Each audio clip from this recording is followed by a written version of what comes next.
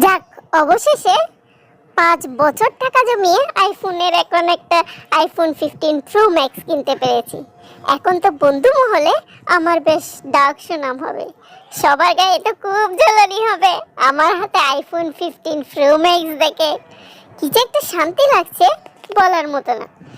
কিন্তু তাদেরকে কিভাবে বোঝাবো আমার আইফোন 50 প্রো ম্যাক্স নেওয়া হয়েছে।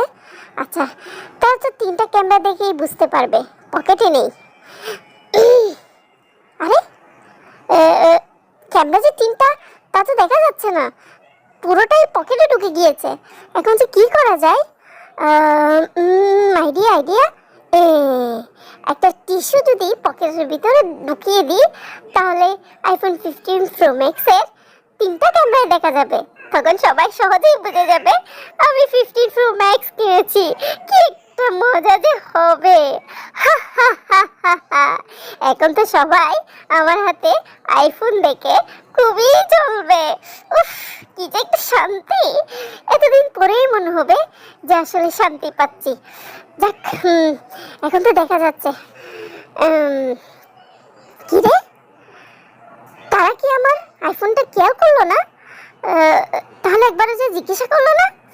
আচ্ছা, যাক, এখন খেয়াল করেনি, সমস্যা নাই। চায়ের দোকানের সামনে গেলে অবশ্যই খেয়াল করবে। এখন তারা তাদের দেয়ারে ছিল তো, তাই আসলে খেয়াল করতে পারে নাই।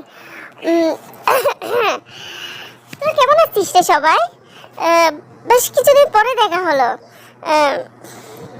কেমন আছিস তোরা? এই তো ভালোই আছি, ভালোই দিন যাচ্ছে। কি রে, এখন তো আইফোনটা হাতে নিলাম, তাও কি তারা খেয়াল করছে না যে আমি আইফোন নিয়েছি? কি যে হলো, না দেখলে যে মজাই পাচ্ছি না।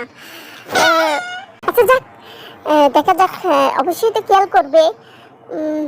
আচ্ছা, চাচার কি অবস্থা? চাচা ভালো আছে? হ্যাঁ, চাচাও ভালো আছে।